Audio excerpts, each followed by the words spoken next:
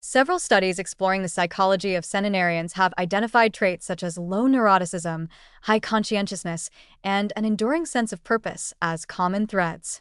These traits are not just personality quirks, they have measurable biological effects.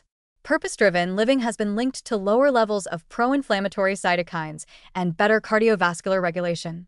Optimism and humor have been shown to increase vagal tone, a marker of healthy parasympathetic nervous system activity that promotes calmness, digestion, and restorative sleep. And low levels of neuroticism, meaning fewer tendencies toward rumination and emotional volatility, correlate with reduced allostatic load, the cumulative wear and tear stress inflicts on the body. The biology of these traits is now being studied more deeply through the lens of neuroendocrinology and epigenetics. For example, people with high emotional resilience tend to have more stable levels of cortisol throughout the day, preserving the circadian rhythms that govern immune response and tissue repair. They also display different patterns of gene expression and pathways related to inflammation and cellular repair. In this way, a calm mind doesn't just feel better, it actually rewires the body toward preservation and longevity. Cultural factors also help explain why stress doesn't ravage the health of many centenarians the way it does in more fast-paced societies. In long-lived regions, life tends to unfold at a slower rhythm, often centered on community, family, and a deep connection to nature. There's an acceptance of aging, a reverence for elders, and a rootedness in local traditions, all of which reduce the psychological burden of time passing.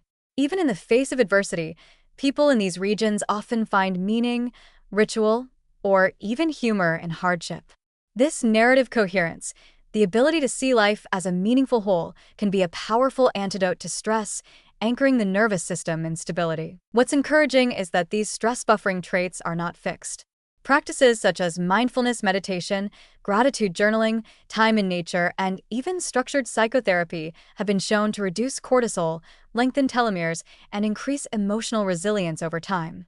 Building strong social bonds, cultivating a sense of purpose, and developing a more flexible mindset are all learnable skills that can profoundly influence aging trajectories. In that sense, longevity isn't just about avoiding disease, it's about managing emotion. So while stress may be inevitable, its impact on aging is not. By learning from the psychological resilience of centenarians, who have faced life's storms without becoming weathered by them, we see that aging well isn't just a matter of genes or nutrition. It's also a matter of mindset. Calmness, adaptability, humor, and perspective aren't luxuries. They are biologically protective, acting as a form of internal medicine that cushions the blows of time. And in a world that often encourages speed, reactivity, and perfectionism, perhaps the greatest act of longevity is simply learning how to let go.